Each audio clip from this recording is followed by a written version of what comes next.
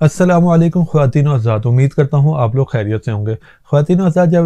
P T I government کے خلاف تحریک عدم اعتماد لائی گئی تو اس کی ووٹنگ سے چند دن پہلے عمران خان صاحب نے ایک جلسہ کیا اور انہوں نے اس جلسے سے پہلے عوام کو اس بات کا اشارہ دیا کہ میں اس جلسے میں آپ لوگوں کے سامنے ایسے ثبوت لے کے آؤں گا کہ تحریک عدم اعتماد بالکل ناکام ہو جائے گی۔ اور جس دن جلسہ تھا اس دن خان صاحب نے ایک خط نکال کے عوام کو دکھایا اور خان صاحب نے بتایا عوام کو کہ اس خط میں امریکہ کی طرف سے ایک دھمکی ہے اور اس چیز کے ثبوت موجود ہیں کہ یہ جو عدم اعتماد لائی گئی ہے پاکستان میں، یہ امریکہ کی سازش کے ذریعے لائی گئی ہے۔ اور اس کے بعد ایک نئی بحث کا آغاز ہو گیا۔ جو اپوزیشن پارٹیز تھی انہوں نے اس الزام کو قبول نہیں کیا اور انہوں نے کہا کہ یہ عمران خان صاحب کی طرف سے صرف ایک الزام ہے اپنی سیاست بچانے کے لیے، لیکن پی ٹی آئی اسی بات پہ قائم تھی کہ یہ الزام نہیں ہے، یہ سچ ہے اور یہ جو لیٹر ہے یہ امریکہ کی طرف سے آیا ہے اور اس سے یہ ظاہر ہوتا ہے کہ پاکستان میں سازش کے ذریعے ان کی حکومت کو ہٹایا گیا ہے۔ اس میں عمران خان صاحب اس چیز کا بھی حوالہ دیتے رہے کہ امریکی جو سفیر تھا وہ ان لوگوں سے ملا، ان کی پارٹی کے کچھ لوگوں سے ملا، اپوزیشن کے لوگوں سے ملا اور انہوں نے کہا کہ ان کے ذریعے رجیم چینج کروایا گیا ہے۔ اسد عمر صاحب نے تو یہاں تک کہہ دیا کہ نواز شریف اس میں ڈائریکٹ انوالو ہیں امریکہ کی طرف سے۔ جب یہ بحث زیادہ بڑھ گئی تو پی ٹی آئی گورنمنٹ نے اس لیٹر کو سلامتی کونسل کی میٹنگ میں لے جانے کا فیصلہ کیا، جہاں پہ سارے سروسز چیف موجود ہوتے ہیں، آرمی چیف اور اس کے علاوہ جو ایجنسیز کے چیف ہوتے ہیں، آئی ایس آئی ہیڈ ہوتے ہیں، یہ سب وہاں پہ موجود ہوتے ہیں۔ ان کے سامنے اس لیٹر کو رکھنے کا فیصلہ کیا گیا۔ سلامتی کونسل کی میٹنگ میں جب یہ لیٹر رکھا گیا اس کے بعد سلامتی کونسل کا جو اعلامیہ ایشو کیا گیا اس میں یہ الفاظ تھے کہ یہ ایک مداخلت ہے اس ملک کی طرف سے اور پاکستان اس کے خلاف احتجاج کرے گا۔ اس کے بعد ایک نئی بحث کا آغاز ہو گیا کہ مداخلت اور سازش ان دونوں میں کیا فرق ہے۔ تحریک عدم اعتماد پھر بھی کامیاب ہوئی اور عمران خان صاحب کی حکومت چلی گئی، پی ڈی ایم کی حکومت آ گئی، لیکن یہ بحث ختم نہیں ہوئی مراسلے والی کہ جو مراسلہ آیا تھا اس سے کیا ثابت ہوتا ہے، سازش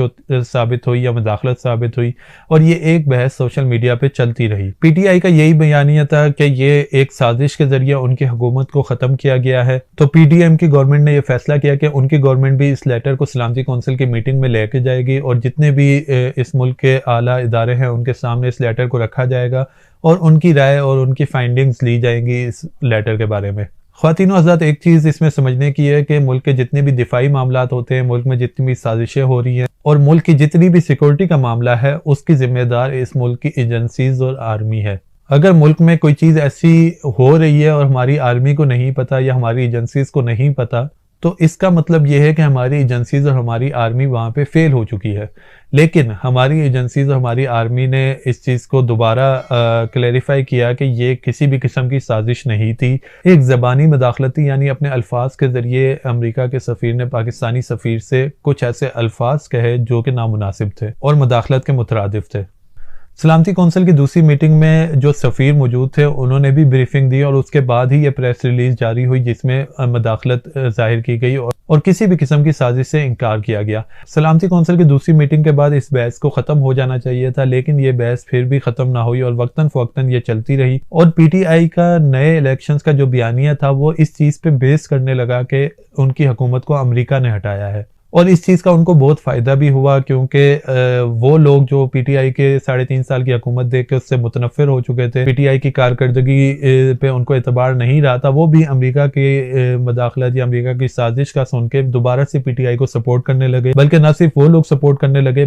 کچھ نئے لوگ بھی پی ٹی آئی کے ساتھ جڑ گئے اور ان کو ایسا لگنے لگا کہ امریکہ نے ان کے خلاف سازش کی تھی۔ پی ٹی آئی کا یہ بیانیہ کامیاب ہو رہا تھا، اسی لیے پی ٹی آئی اسی بیانیے کو لے کے چل رہی تھی کیونکہ اس وجہ سے ان کی کارکردگی کے بارے میں کوئی بھی بات نہیں کر رہا تھا، سب صرف یہ دیکھ رہے تھے کہ عمران خان صاحب کی ڈائریکٹ دشمنی ہے امریکہ سے اور پاکستانی عوام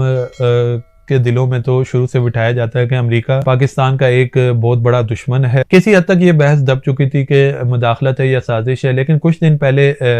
کامران شاہد صاحب کے شو میں شیخ رشید صاحب نے ایک انٹرویو دیا اور انہوں نے دوبارہ اس بحث کا آغاز کر دیا۔ شیخ رشید صاحب کا کہنا تھا کہ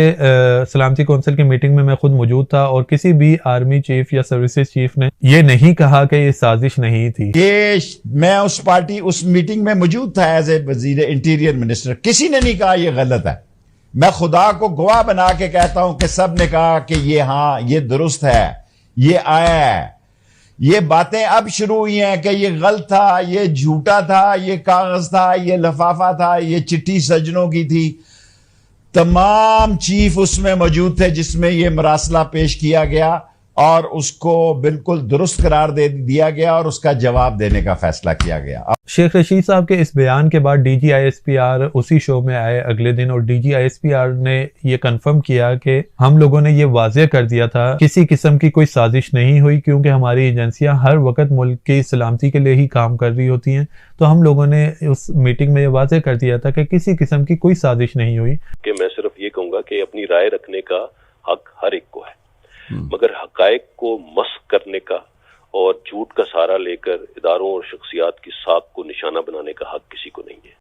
شیخ رشید صاحب نے جو بیان دیا اس بارے میں خاص طور پہ انہوں نے ریفر کیا کہ جی کسی پرابلی انہوں نے یہ کہا تھا کہ اس میٹنگ میں کسی بھی چیف نے یہ نہیں کہا کہ یہ سازش نہیں تھی. کسی بھی چیف انفارچونیٹلی یہ ایسا بالکل نہیں ہے. میں بڑا کلیئرٹی کے ساتھ آپ کو یہ بتا دوں کہ اس میٹنگ میں چیئرمین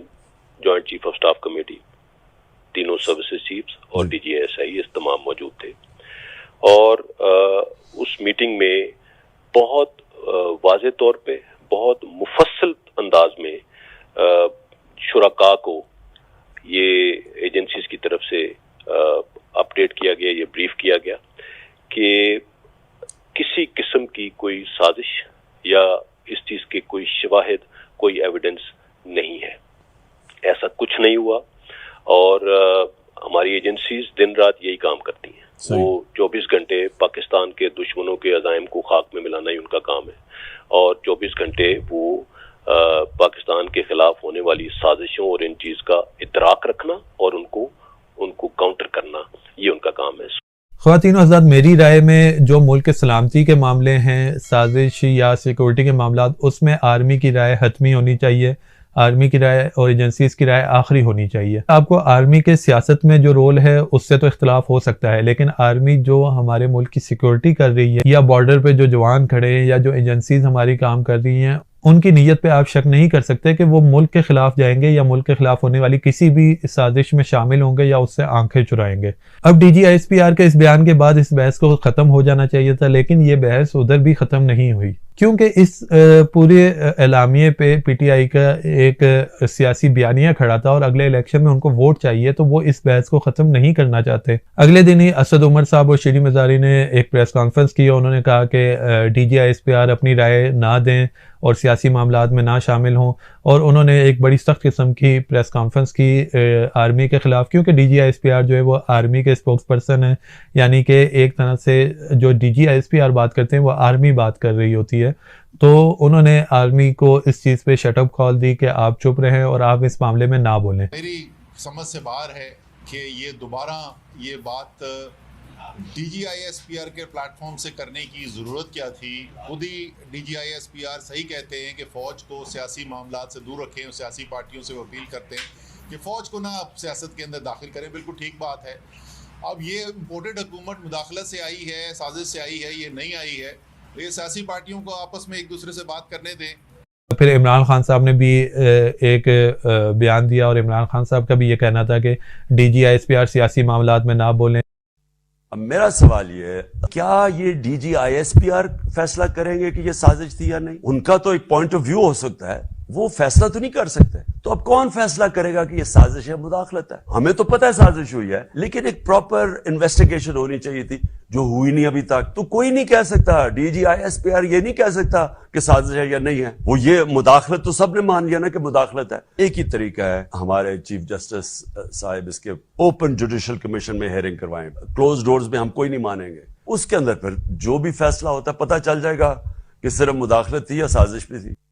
عمران خان صاحب یہ کہہ رہے ہیں کہ سیاسی معاملہ ہے، D G I S P R کو اس میں بولنے کی کوئی ضرورت نہیں. تو میں فتنہ خان سے یہ پوچھنا چاہتی ہوں کہ اگر یہ سیاسی معاملہ تھا تو نیشنل سیکیورٹی کاؤنسل میں بطور وزیر اعظم اس کو کیوں لے کر گئے؟ وہ نیشنل سیاسی کمیٹی نہیں، کوئی سیاسی بیٹھک نہیں ہے. تو D G I S P R نے کل جو بات کی ہے بطور انڈیویجول کے نہیں کی، وہ ریپرزینٹ کرتے ہیں پاکستان کی سیکیورٹی ایجنسیز کو. انہوں نے جو بات کی کہ سازش نہیں ہوئی، وہ اپنے پاس سے کوئی سیاسی بات نہیں کرے، وہ فیکٹس فیکٹس پہ بیس بات کر رہے ہیں اور صرف عمران خان کو خوش کرنے کے لیے وہ جھوٹ کو سچ بنا کے پیش نہیں کر سکتے. عمران خان ایک دفعہ نہیں بار بار جھوٹا اسٹیبلش ہو گیا, پاکستان کا سب سے بڑا جھوٹا. یہ سیاسی معاملہ بالکل نہیں ہے. جب آپ کہتے ہیں کسی دوسرے ملک نے ہمارے ملک کے خلاف سازش کی ہے تو اس کا مطلب یہ ہو گیا کہ یہ سیکورٹی معاملہ بن گیا, یہ سیاسی معاملہ کبھی بھی نہیں رہا. اور ڈی جی ISPR نے اس کے بعد یہ